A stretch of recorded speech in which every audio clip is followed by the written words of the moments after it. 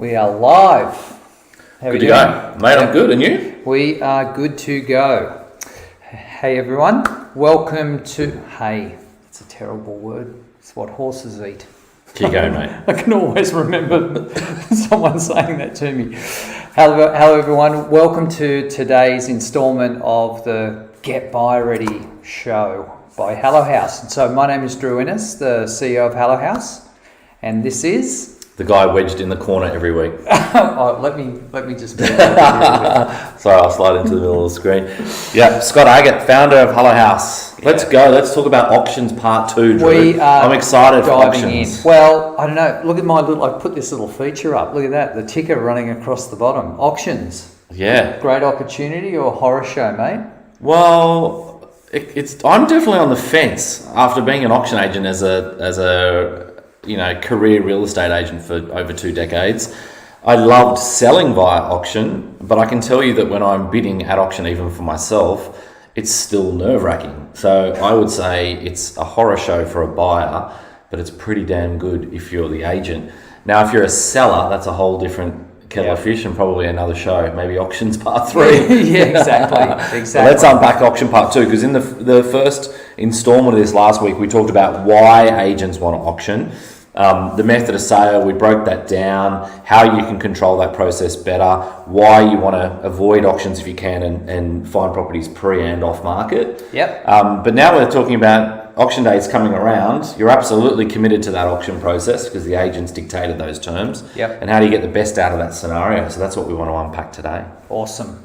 Now, just before we dive into the content, the training piece, at the end of this training call, we're going to be giving away thousands of dollars worth of value. No one spoke to me about that. What are we giving? I know. I'm just sort of slipping it in there. Right. Okay. Sorry, boss. Didn't get you to sign off on that. So if you stick around to the end of the call, or obviously if you tune in later and you're watching the recording, you want to make sure you go to the end of the video or watch it the whole way through, and we'll be sharing with you how you can get 1,000. So we're giving thousands away, but $1,000 worth of value for each and every person that does something that I ask them to do. All right, and so you want to stick around to the end.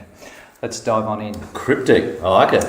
Yes. Yeah. Even I don't know what that is, so I'll stick around to the end as well. Well, while you're talking, mate, I'm going to think about what that is going to be. All right. Okay. Let's dive into the meat and potatoes, as you say, of auction day. Yes. Yeah. Okay. So preparing for auction bidding, contract terms. Let's go. You're going to take me through the first bullet point. Yeah, okay. Well, if you're going to prepare for the auction, we've just said you're absolutely committed to that process now as well. So you've got to get yourself organised. So you want to prepare as best you can mentally and also check off all the things that you need to do legally. So you want to make sure, first and foremost, that your conveyancer or your solicitor has read the copy of the contract that the seller has issued. Make sure any amendments that need to be made for the contract are being outlined to the agent or their seller and their solicitor, and it's been agreed prior to auction day. So don't go to the auction thinking that you can change things around on the day to suit you. The agent and their solicitor needs to know everything's agreed before close of business on Friday. And I highly suggest doing this earlier in the week rather than the end of the week when everyone's running around doing this at the last minute. So get the contract reviewed, get any contract amendments locked in and in place so you know, and get prepared to register the following day. Like if it's the Thursday or Friday, you're tidying up all the contract stuff to make sure it's all finalised, then get yourself ready for what you need on the Saturday. So in different states, some require you to turn up with proof of ID. So it might be a driver's license or passport. If you're bidding on behalf of somebody else, you'll need authorization to bid in writing from them, plus your ID as well. So there's if you're giving someone else permission to bid on your behalf, you need to do all those things prior to the auction in writing and with authorized ID. So really important to get registered and understand what's required from that. And beyond that, behind the scenes, in your own mind, to avoid having buyer's remorse, which we talk about every week, is to set a target price. So you've got to know what your absolute maximum line in the sand is before you start. So setting a target price and having that conversation in your own mind or with your partner to understand where it is that you're going to bid up to and where it is that you're absolutely going to put a hard no, beyond that is crucially important. So understanding that market analysis in terms of determining what the value is and getting a good sense by this stage, hopefully you already know what your competition is going to be like, how many people you're competing against. And then you can determine, how hard it is to replicate that asset. We talk about that lots as well. So if you know you're going to this auction on Saturday, but the likelihood is if you miss this, there's another 2 or 3 homes like this that come up every week in your core market, well, then you're not going to pay that real emotional premium for a property because there's not a lot of fear of loss. But if you know heading into the auction, this is 1 in a million, really difficult to replicate, and the deal flow like this is slow. It might take you 6 weeks, might take you six months to find another house like this. Then you need to factor that into where you set your target price as well. Yeah, awesome. So really, what mate?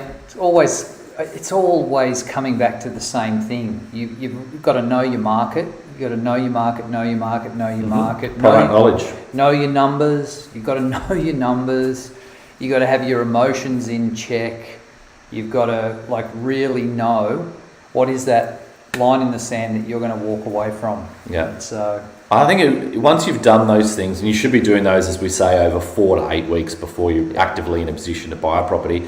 But if you're doing that research that we coach you to do in terms of getting out there, seeing physically 50 properties in your marketplace before you're ready to pull the trigger and make a decision, you're going out and you're seeing auctions. What that's doing is also breaking down your fear and most buyers' fear of that auction process, which is daunting. Yeah. You turn up and then all eyes are on you, pressure's on you to act within 10 minutes or 15 minutes. They're big numbers being thrown around.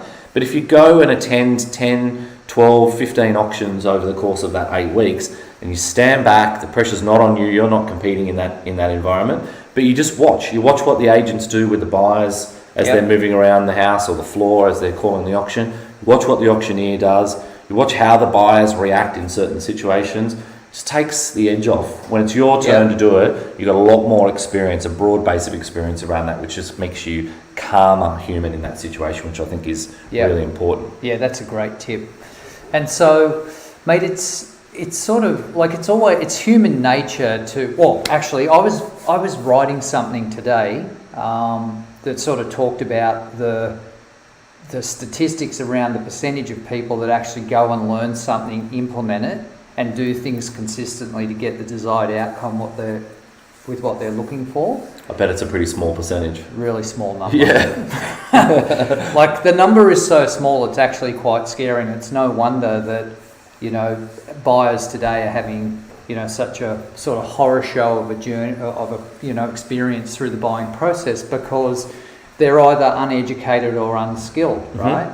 And so a common question that comes up, it comes up more often than it should, when we're talking to clients is, what do people actually do this?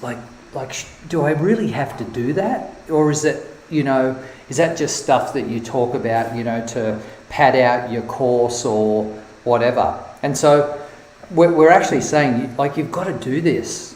You have to do this. You have to apply these things that we've gone to great length to break down for you and identify and clearly spell out what order it's happening in or it needs to happen in. Yeah, of course you need to do it if you want to get the best result. You've got to do it. You've got to do it, and you've got to do it consistently. The thing that separates that person that's going to outperform their buyer competition is actually, doing these things consistently, day in, day out, week in, week out. Repetition. Through the timing that they've set aside to acquire their dream home or investment. It's what are you prepared to do to allow you to get what you want?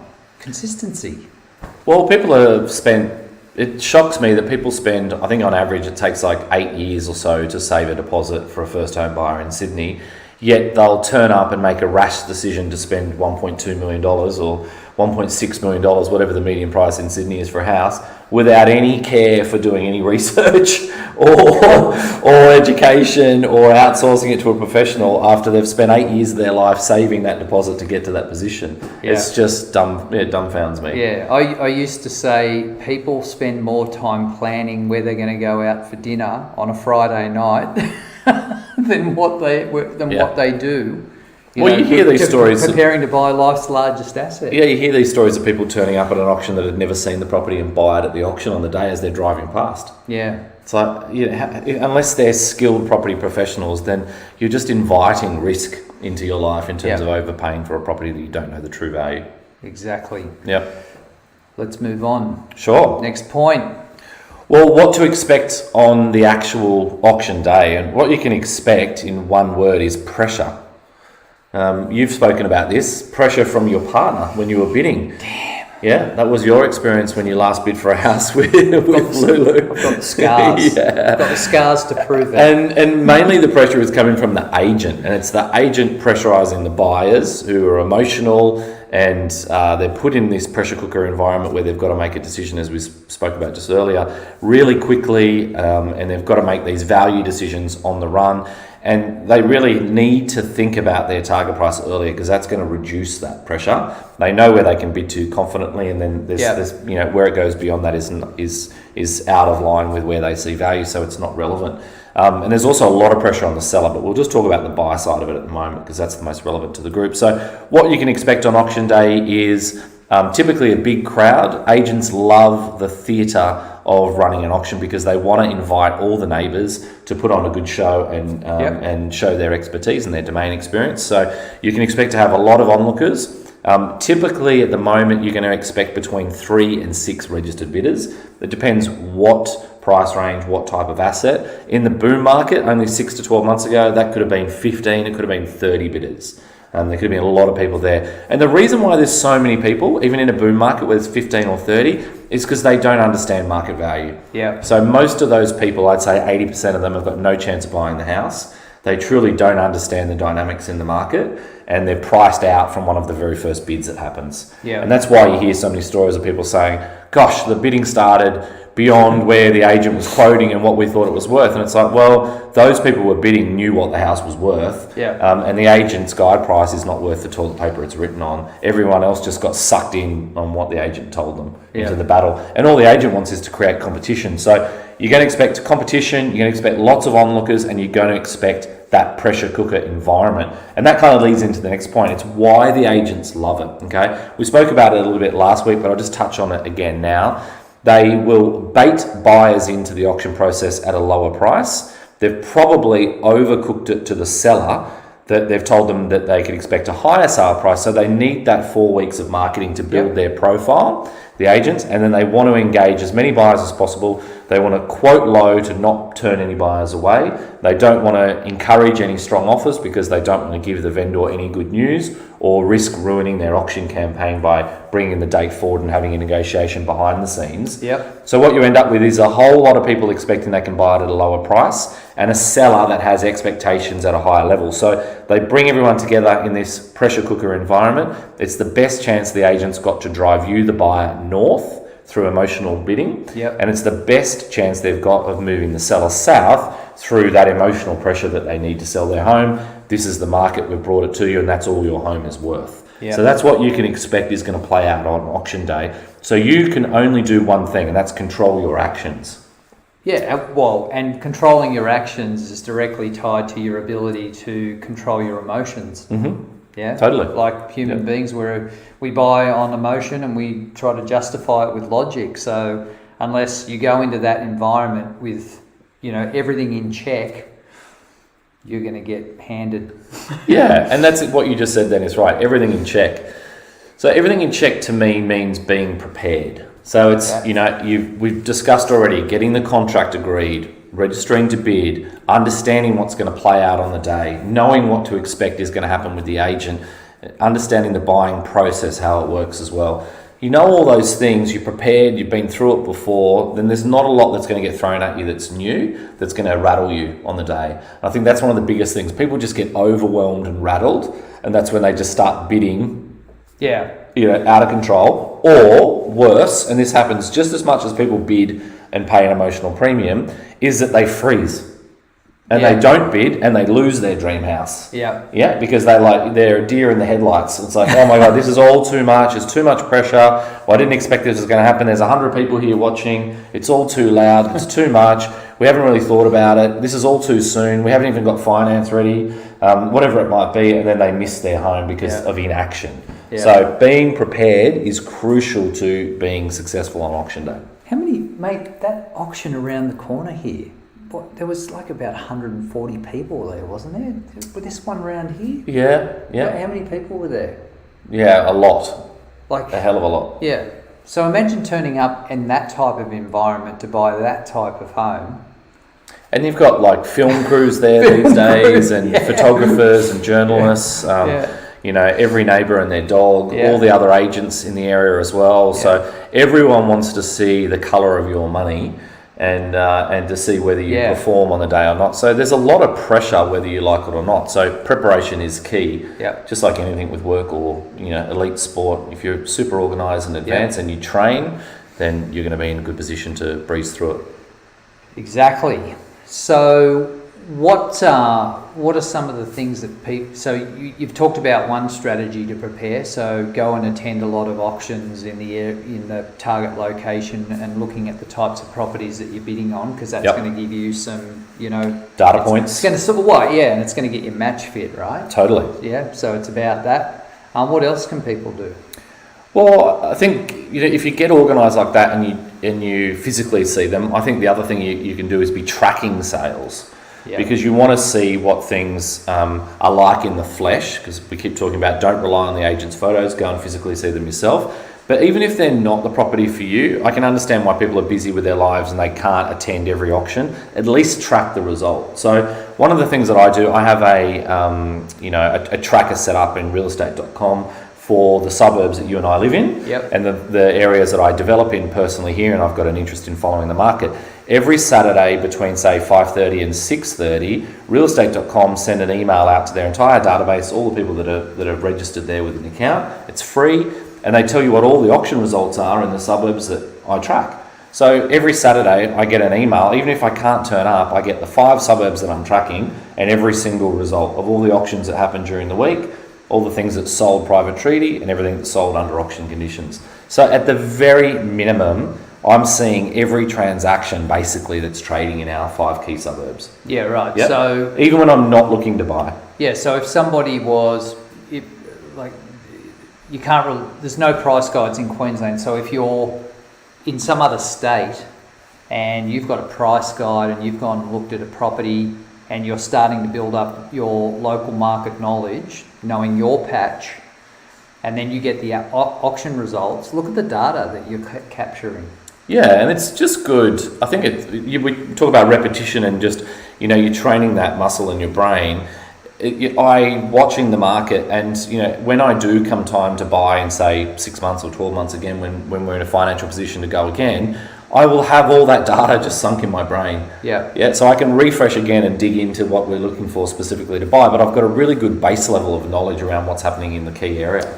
And that's so easy to do. It's probably a minute's worth of work every weekend. And it gets sent straight to you anyway. So it comes straight to my phone, and all I do is just open it up and I can track those results. So really easy tip for people to stay in touch with the market. Yeah, absolutely. And know their buyer competition and get a handle on agent underquoting and a whole bunch of things. Totally. But I mean, we talked about here about bidding strategies as well. We were workshopping before we wrote the notes for today's talk. And if you talk to a lot of real estate experts and people in the media around the property space, talk about different strategies for bidding and winning at auction. You know, there's certain buyers agents that have a marketing team that tell them that they are 100% auction record, they never lose, and that's their marketing position to find new customers. But that's horseshit, to be honest. Like, I've lost tons of auctions, and I will continue to lose tons of auctions because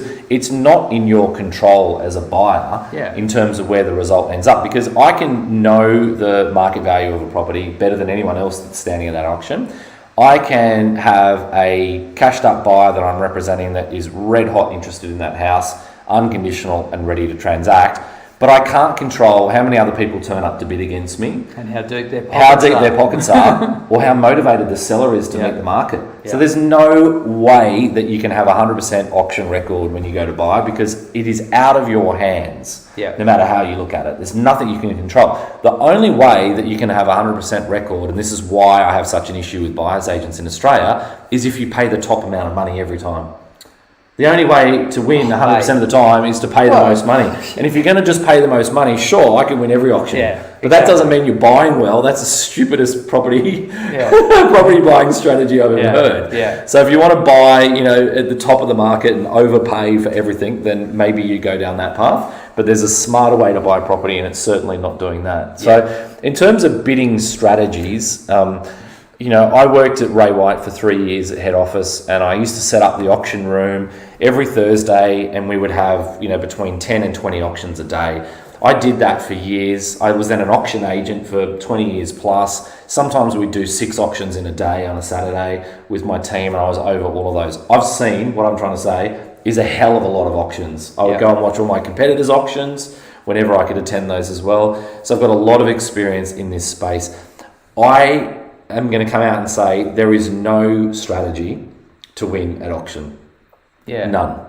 There's none. There's just this. I've seen everybody try different things. I've seen people stand up and yell abuse at the agent for underquoting and tell them what the huge pre-auction offer they made that was rejected, so they try and quell all the other people in the room and scare them off for bidding. I've seen people open up with a massive starting bid and get mowed down by someone else with money. I've seen people start at the bottom and wait and then come in right at the end and try and mow everyone down. At the end of the day, the person that wins the auction has got their hand up last and they've got the deepest pockets. It is as simple as that. So if we just put that out there now, that there's no silver bullet in terms of how you win an auction, and we just talk about the nuts and bolts of what I do when I bid for clients at auction or I bid for myself, because I think that's the real tangible stuff that you can take away and apply today straight away if you're bidding. So what I like to do is, first of all, understand what the clear parameters are with the target price. Second thing is I like to start the auction bidding, if I can, or be very early, because I don't want the auction to drag on. I want to do it on our time frame. The quicker the better, because we know where it's going to get to or where we want it to get to, and beyond that I've got no interest. So if I can get that auction over in 2 minutes, great. It doesn't make any difference if it takes 20 or 2, but as it takes 20, everybody gets highly stressed about it. So you're better off to rip the band-aid off and do it as quickly as possible. So I bid with speed. And when someone bids against me, as long as it's within the parameters that I'm comfortable bidding in terms of our budget, I bid straight back at them, like instantly, and I put a bigger number on than they put on me. So let's say, for example, we start the bidding at 750, and then it takes 30 seconds, a minute, 2 minutes for someone else to say 770 or 775 or whatever like that. I instantly just bid 810.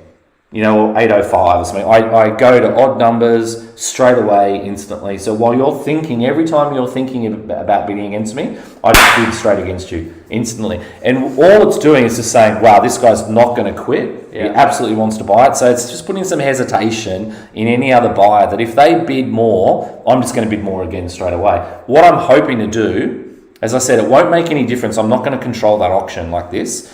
But what I'm hoping is that when I get to a level where they're unsure about going again, they stop. Because they think, I could put another 20 on this, but that'd be really unaffordable for us. And I know this guy's just going to put another 10 on top of that again anyway, so it's not worth it. And that might just save me 20 grand at the end of the auction. Or 30 grand or something like that. So it's just about, being really organised in terms of your market knowledge on price, and then bidding confidently to show them that you're the Iceman and that you're going to control this auction as best you can. I reckon there's probably people that are listening to this bit of the training and they're thinking, that's just batshit crazy. Aren't we going to the auction to, try and steal it at some lowball price? Because that's the mentality. I've seen this mentality in a lot of the so-called, Facebook property training groups and all the rest of it, where people will say, I'm going to an auction this weekend, has anyone got a strategy for me? Lowball them. And so you can lowball them, but then someone else is just going to bid against you straight away. So where I'm getting to though is the reason why Scott just went through what he went through, and that's his strategy, is because we know what we're prepared to pay for the property based on deep analysis, right? Because if you don't have that, you're just pissing in the wind. I was going to say pissing in the wind. You beat me to the punch. You are just literally pissing in the wind. Yeah. Right? And so you can't have that type of strategy if you don't have the deep analysis. Yeah. And you can, if you start at a lower level, the auctioneer is going to dictate where you start anyway. Yeah. So if we use that example where I started at 750, if you try to start at 500, the auctioneer is going to say, we're not accepting that offer. Yeah. So they'll let you start at maybe 650, maybe 700. But if you're $200,000, $300,000 off the price, then yeah, sure. If no one else bids, then yes, you're going to buy it really cheap. But that doesn't change the strategy that I just said. It's got nothing to do with that. Yeah. I only keep bidding quickly if someone's bidding against me. If no one bids against me, then I buy it. Yeah. Right? Assuming the owner's willing to let it go at that price. But we know from experience, having done this so many times, that there's always the outlier where you find the occasional one where the seller's motivated and you buy it cheaply. But 99.9% of the time when I turn up at auction, it goes for the price that we thought it was going to go for, or very close to that price. Yeah. Yep, because property is worth what it's worth. Like if there's enough buyers in the marketplace and it's a decent asset, then you know it's going to land at a certain level. Yeah. And sometimes, of course, they go bananas and go crazy from there with emotional bidding. That's out of everyone's control. But realistically, typically we're pretty close to the mark where we know it's going to sell. So trying to lowball it's not going to get you very far. Exactly. And don't use odd numbers, those crazy odd numbers like that bloke on the block. Yeah, like 708, 8888, yeah.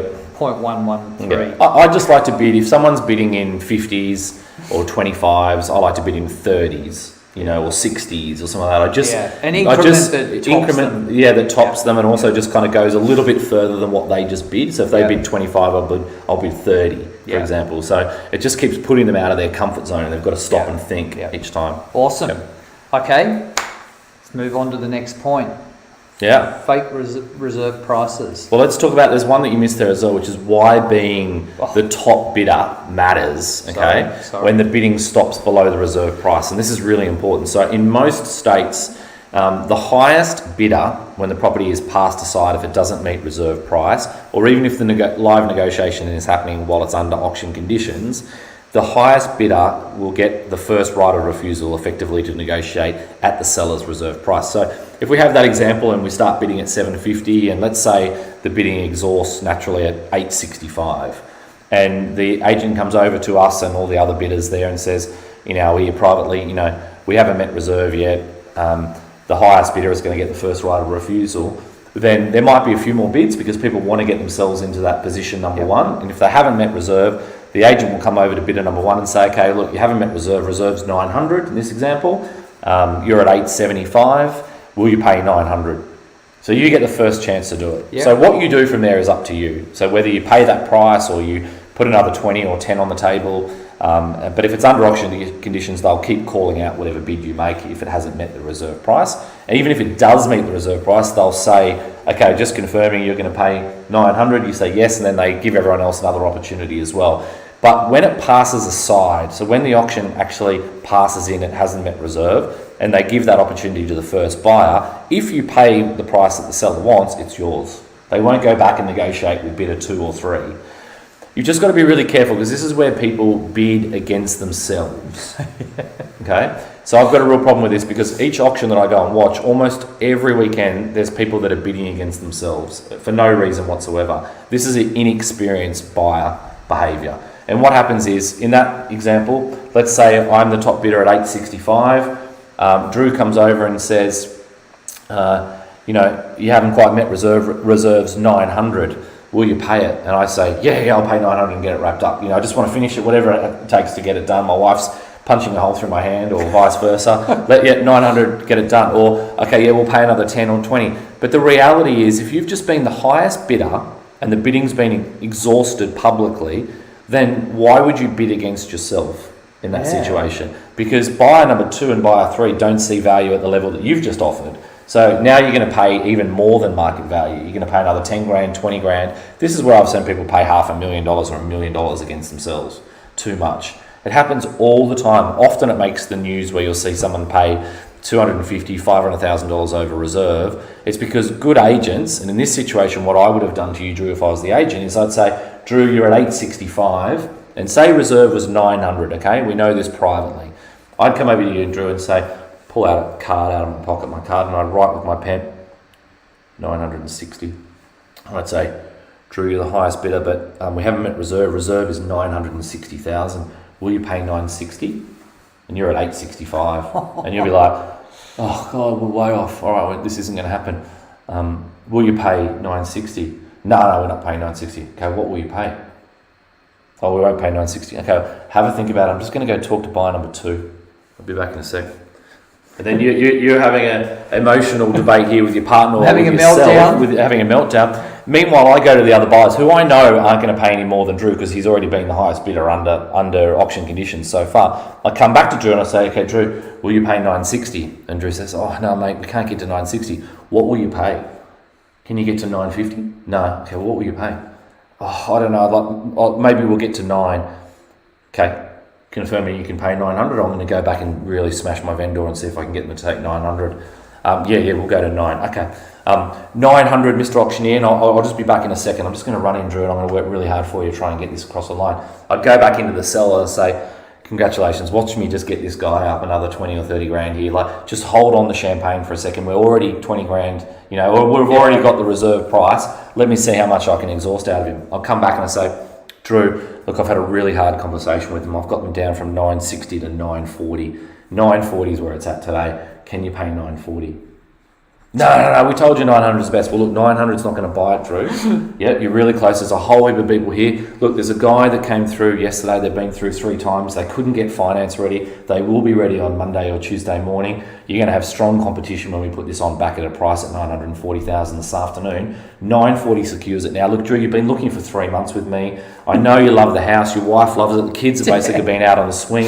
940 buys it today. What do you want to do? Come on, mate. Will you pay 940, Drew? Come on, mate. Just finish it today. I know you've got 940. I'm feeling worn out, and we're just a scenario. Yeah. So I just keep going, and then I end up getting 930 or 920 out of him. You get the drift here with what's happening. This is what a good auction agent is going to do, okay? They're going to work you over, and you're going to think that you haven't met reserve price. Meanwhile, you've just paid, all of a sudden, you've forgotten what the other bidders stopped at. Yeah. They stopped at 855. Yeah. And now you're at 930. Yeah. What happened? Yeah. Too late. You just signed the contracts and bought it for 930. You just paid $70,000 or $80,000 more than you had to.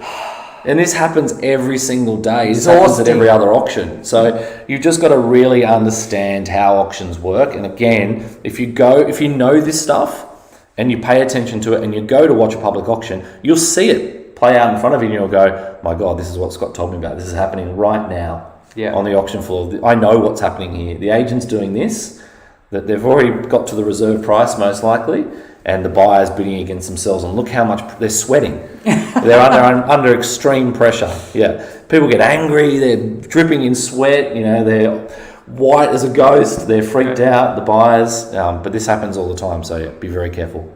Okay. And that links in with what we were going to talk about anyway, which is fake reserve prices, because that's exactly what I mean by that. Yeah, well, that's it. It's my fake reserve. And I would tell my auctioneer, I use one of the best auctioneers in Australia, and him and I would talk strategy before each auction. And our rule of thumb, or my rule of thumb for my auctions, was don't call the property on the market until I'd exhausted all the bidding. So even if the reserve was 900,000 and the bidding naturally took it to 930, I wouldn't call it on the market. I'd say to the auctioneer, let me just go and seek instructions. So I'd let them exhaust every part, every dollar they could out of the buyers that were on the floor, and then I'd go back and do my fake reserve trick and say, okay, look, reserves at $1 million.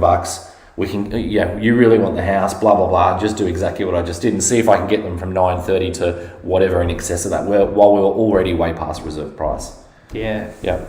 So, mate, bloody hell. Just based on what you've just shared then in the last... doesn't have hope now. Sorry. Seriously, I'm not calling you an average punter, but in all seriousness, what chance do you actually have coming up against an expert auction agent? Look. Well, the problem is people just don't know this stuff happens. And if they don't know it exists, then they're just not prepared for a solution, to the issue they're about to face. Yeah, and then when they're in the emotional line of fire, right then under the blowtorch, in that present moment, or any skill that you think you've got is just going to be blown out the window. So does this horror story tell you why agents love auctions? Yeah. Because I don't have the ability to do that sort of negotiation one-on-one on a Wednesday in the office, but I do when there's 100 people in the room, or outside a house on a street, and I can make this look like theatre. Yeah. And the reason why agents love it is because they can turn around to everyone that watched and said, well, I was the difference between $930 and $1 million. You saw me work my ass off there. Bidding stopped at $930 and I got another $70,000. I'm the difference between you selling for $930 or $1 million. Do you want to sell your house? Yeah. That's why they do it. Yeah. Okay. So I'm going to insert something here because I don't think a lot of people understand this. If you engage us to do your analysis and negotiation, so as part of our full service, then if you identify a target property that just so happens is going to auction because for whatever reason we haven't been able to negotiate and secure it before auction day, then do you want to go yourself unrepresented, or do you want someone like him going and representing you that's there to make sure that this experience doesn't play out for you? And also then I think it's going to roll into the next point, have us right there in the present moment to do the post-auction negotiation. Yeah, and we just spoke a lot about that kind of, right at the pointy end of the auction campaign, or even post the auction being passed in that negotiation is so crucial that you've got an expert there that's at arm's length and understands how to control that process, because right at that very point you've got a seller that really wants to sell that day, or in the forthcoming days, and you've got a buyer that really wants to buy, and you've just got to get those two together.